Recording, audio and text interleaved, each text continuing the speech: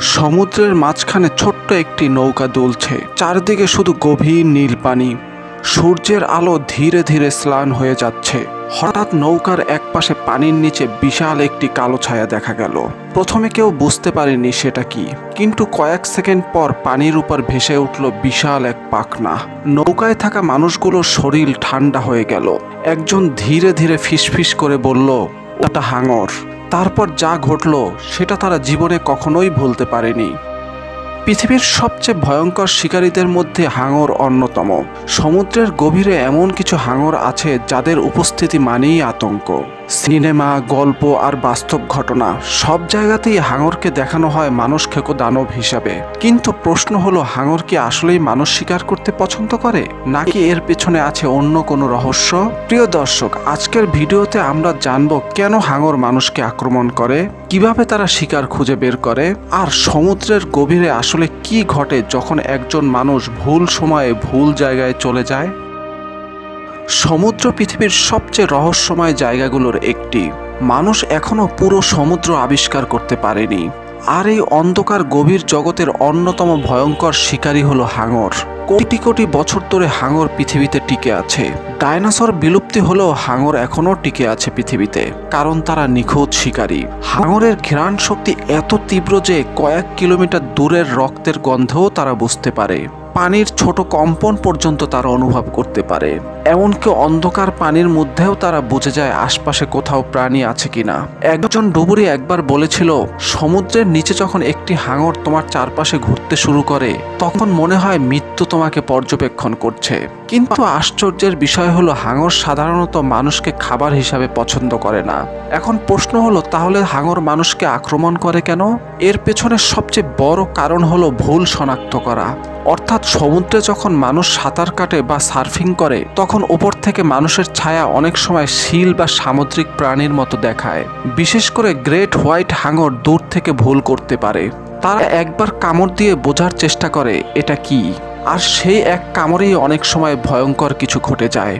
বিজ্ঞানীরা বলেন, বেশিরভাগ হাঙরের কামড় আসলে টেস্ট বাইট, অর্থাৎ হাঙর বুঝতে চায় এটা আসলেই শিকার কিনা। কিন্তু হাঙরের শক্তি এত বেশি যে একটা কামড়েই মানুষের শরীর মারাত্মক ক্ষতিগ্রস্ত হয়। তবে সব আক্রমণ ভুলবশত নয়। কিছু পরিস্থিতিতে হাঙর আক্রমণাত্মক হয়ে ওঠে, বিশেষ করে যখন তারা ক্ষুধার্ত থাকে অথবা তাদের এলাকায় কেউ ঢুকে পড়ে। কিছু হাঙর নিজেদের এলাকা নিয়ে খুবই সংবেদনশীল। একবার অস্ট্রেলিয়ার এক সমুদ্রের সৈকতে অদ্ভুত ঘটনা ঘটেছিল।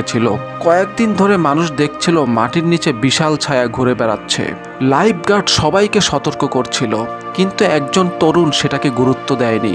সে একা অনেক দূর পর্যন্ত সাঁতার কাটতে চলে যায়। প্রথম কয়েক মিনিট সব স্বাভাবিক ছিল, তারপর হঠাৎ পানির নিচে অস্বাভাবিক নড়াচড়া দেখা যায়। দূর থেকে মানুষ শুধু দেখতে পাচ্ছিল পানি লাল হয়ে যাচ্ছে। কয়েক সেকেন্ডের মধ্যে পুরো সৈকতে চিৎকার শুরু হয়ে যায়। পরদিন খবরের শিরোনাম ছিল, সমুদ্র আবার শিকার নিল। এই ঘটনাগুলো মানুষকে ভয় পাইয়ে দেয়, কিন্তু বাস্তবতা হলো মানুষের কারণে প্রতি বছর লাখ লাখ হাঙর মারা যায়। আর হাঙরের আক্রমণে খুব কম মানুষই মারা যায়। অর্থাৎ মানুষ হাঙরের জন্য যতটা ভয়ঙ্কর, আর হাঙর মানুষের জন্য তার থেকেও কম ভয়ঙ্কর। তবুও কিছু হাঙরের নাম শুনলে মানুষ আতঙ্কিত হয়ে যায়, যেমন গ্রেট হোয়াইট, টাইগার শার্ক আর বুল শার্ক। এরা আকারে বিশাল, শক্তিশালী আর আক্রমণাত্মক। বিশেষ করে বুল শার্ক নদীতেও ঢুকে যেতে পারে, তাই অনেকে এটিকে নদীর দানব বলে। গ্রেট হোয়াইট হাঙরের সবচেয়ে ভয়ঙ্কর দিক হলো তার গতি। কয়েক সেকেন্ডের মধ্যে নিচ থেকে উপরে উঠে আক্রমণ করতে পারে এই হাঙর। অনেকে বলে, যখন গ্রেট হোয়াইট পানির নিচ থেকে উঠে আসে তখন মনে হয় যেন একটি টর্পেডো ছুটে আসছে। একজন সার্ফার বলেছিল, আমি শুধু একটি বিশাল কালো ছায়া দেখছিলাম, তারপর মনে হলো পুরো সমুদ্র কেঁপে উঠল। হাঙরের আরেকটি ভয়ঙ্কর দিক হলো তাদের ধৈর্য।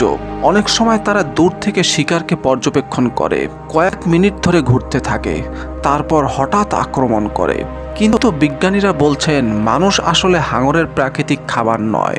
বেশিরভাগ অ্যাটাক হয় বিভ্রান্তি, কিউরিসিটি বা সেলফ ডিফেন্সের কারণে।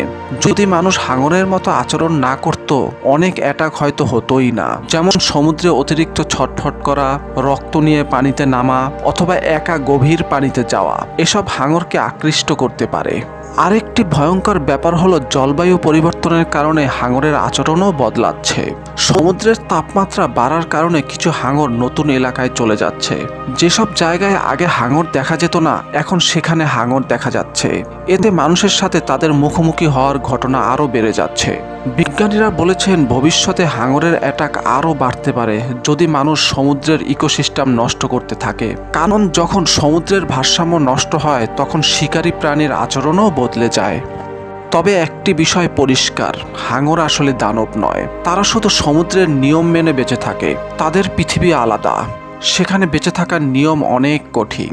আমরা মানুষ অনেক সময় ভয় থেকে প্রাণীদের ঘৃণা করি, কিন্তু প্রতিটা প্রাণীরই প্রকৃতিতে একটি গুরুত্বপূর্ণ ভূমিকা রয়েছে। হাঙর সমুদ্রের ইকোসিস্টেম ঠিক রাখতে অত্যন্ত গুরুত্বপূর্ণ ভূমিকা পালন করে। দুর্বল ও অসুস্থ প্রাণীদের শিকার করে তারা সমুদ্রের ভারসাম্য রক্ষা করে।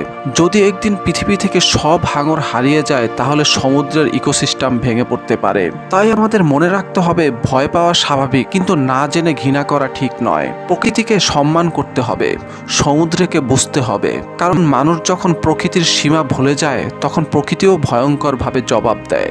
আর হয়তো সেই কারণেই সমুদ্রের গভীরে এখনো এমন কিছু রহস্য লুকিয়ে আছে যেগুলো মানুষ পুরোপুরি বুঝতে পারেনি। হয়তো এই মুহূর্তে কোনো গভীর অন্ধকার পানির নিচে বিশাল এক হাঙর নীরবে ঘুরে বেড়াচ্ছে, অপেক্ষা করছে পরবর্তী ভুলের জন্য। প্রিয় দর্শক, আমাদের আজকের আয়োজন এতটুকুই। আশা করি আজকের আয়োজন আপনাদের ভালো লেগেছে। আজকের আয়োজন যদি আপনাদের ভালো লেগে থাকে তাহলে আমাদের চ্যানেলটি সাবস্ক্রাইব করতে পারেন। ধন্যবাদ।